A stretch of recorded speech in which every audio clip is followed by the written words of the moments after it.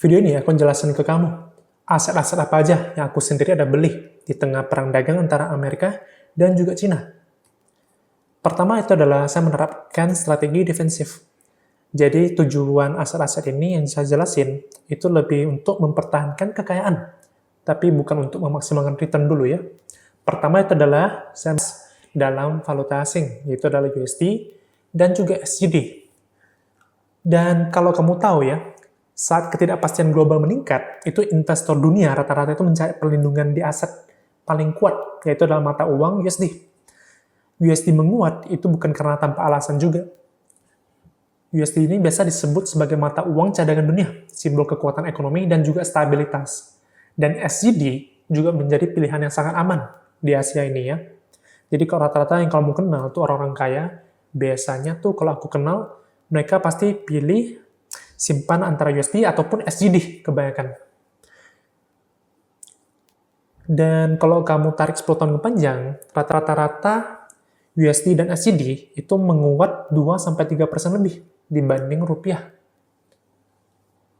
Dan kalau USD, cara kamu belinya apa? Di setiap bank sekarang bisa buka rekening falas. Kalau saya pribadi, USD itu aku buka di BCA. Jadi kamu bisa ke BCA, pergi buka rekening falas dalam bentuk USD. Jadi kamu convert dari IDR kamu ke dalam bentuk USD. Kalau SGD, aku belinya di CIMB. Aset kedua itu adalah obligasi dalam bentuk USD, Indon dan juga Indois. Jadi Indon dan Indois merupakan obligasi yang diterbitkan dari pemerintah Indonesia ya, cuma bentuknya itu dalam bentuk USD. Jadi logikanya itu mirip seperti FR. Kalau untuk benefitnya, kamu tahu lah untuk obligasi negara. Untuk masalah default risk ataupun gagal bayar itu sangat rendah ya, hampir tidak mungkin, kecuali Indonesia bangkrut. Dan untuk untungnya dari Indon dan Indois ini, yaitu adalah dia bebas pajak. Kalau SBN dan juga FR, itu ada potongan pajak 10%, tapi Indon Indois ini enggak. Nah, selain mendapatkan kupon, biasanya untuk Indon dan Indois ini ada benefit satu lagi, yaitu adalah penguatan dari kurs USD. Jadi kamu logikanya benefitnya adalah dari keuntungan kupon kamu ini ditambah lagi keuntungan dari penguatan kurs USD terhadap IDR ya. Tapi ada satu hal juga untuk pembelian Indon dan Indois, itu pun minimum transaksi biasa 30.000 USD. Saya pribadi itu membeli sangat banyak nominalnya. Sebelumnya itu di BCA. Ini kalian bisa lihat bukti-bukti transaksi saya.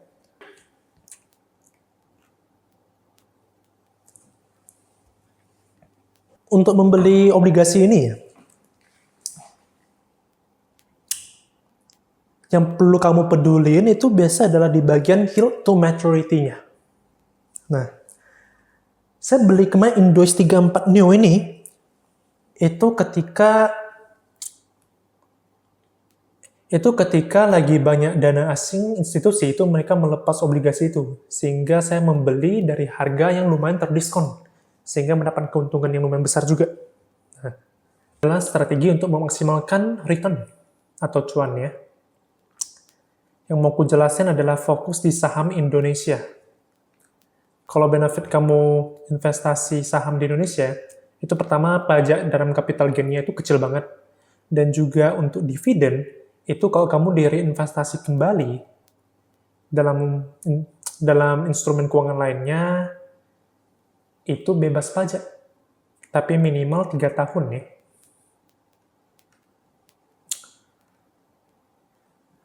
Sekarang nih, kondisi lagi tidak stabil. Indonesia memiliki kekuatan tersendiri, yaitu adalah konsumsi domestik yang besar, ekonomi yang resilient. Dari semua sektor-sektor yang ada, sektor tambang itu justru menjadi salah satu favorit aku. Khususnya apa? Antam. Jadi yang aku jelasin ini bukan ajakan kamu untuk membeli saham ini ya. Pertama, kamu harus tahu, Antam itu adalah pemimpin nasional dalam produksi nikel, emas, dan juga bauxite. Dan saat dunia berbicara tentang revolusi baterai kendaraan listrik, nikel adalah komponen kuncinya. Dan Antam itu sekarang memiliki cadangan yang sangat banyak melimpah. Dan juga banyak kali alasannya. Pertama adalah mereka mempunyai diversifikasi produk. Antam tidak bergantung pada satu komoditas saja. Mereka beroperasi di nikel, emas, bauxit. 3 komoditas itu, permintaannya itu naik di era transisi energi dan juga digitalisasi. Dan mereka juga memiliki kepemilikan cadangan besar. Antam memiliki salah satu cadangan nikel terbesar di dunia. Dengan tren kendaraan listrik yang melonjak, permintaan nikel untuk baterai tetap akan terus naik juga. Dan kemudian integrasi bisnis dari Antam ini, itu menguasai seluruh rantai pasok dari mulai eksplorasi, penambangan, hingga pemurnian. Ini memberikan kontrol biaya yang lebih baik dan margin yang keuntungan yang lebih stabil. Lalu mereka juga melakukan ekspansi dan kerjasama yang strategis. Antam aktif menggandeng mitra internasional untuk proyek seperti smelter nikel dan juga energi baru, memperkuat posisi mereka itu dalam ekosistem kendaraan EV. Dan untuk Antam ini posisi kasnya itu kuat ya, dan juga utangnya rendah. Rasio debt to equity Antam itu termasuk konservatif, dan membuatnya itu tahan banting di tengah tekanan ekonomi global. Dan juga mereka mempunyai hedging alami terhadap rupiah. Karena sebagian besar pendapatan Antam itu dalam dolar ya. Jadi pelemahan rupiah itu bisa aja justru menjadi keuntungan tambahan. Kesimpulannya apa? Antam adalah kombinasi langkah antara komoditas strategis, kinerja finansial yang kuat, posisi kasnya yang sehat, dan juga potensi pertumbuhan dari megatrend dunia, EV dan juga energi baru. Nah, dan aset keempat yaitu adalah kripto. Yang pertama aku jelasin adalah di bagian stable coins, seperti USDC dan juga Tether USDT. Kunci untuk mengunci nilai dalam dolar saat pasar kripto itu volatile. Mereka didukung 1:1 dengan USD. Jadi sehingga melindungi modal tanpa perlu keluar dari ekosistem kripto ini. Dan kamu harus tahu, stablecoin ini lebih ke alat transaksi, bukan penyimpanan kekayaan. Jadi alat transaksi ini untuk apa? Pertama, untuk membeli Bitcoin, untuk pindahkan dana antar platform dengan cepat, dan juga untuk manajemen cash flow di dunia kripto. Jadi menurutku ini, stablecoin itu berguna untuk likuiditas, bukan untuk penyimpanan kekayaan jangka panjang. Dan kripto yang selanjutnya yang aku bahas ini adalah favoritku, yaitu adalah Bitcoin. Dan tidak bisa ditambah lagi selamanya. Artinya apa? Bitcoin ini bersifat tidak bisa didevaluasi, dan juga anti-inflasi, dan langka secara absolut. Dan dia juga ada efek jaringan, yaitu adalah network effect yang terus tumbuh.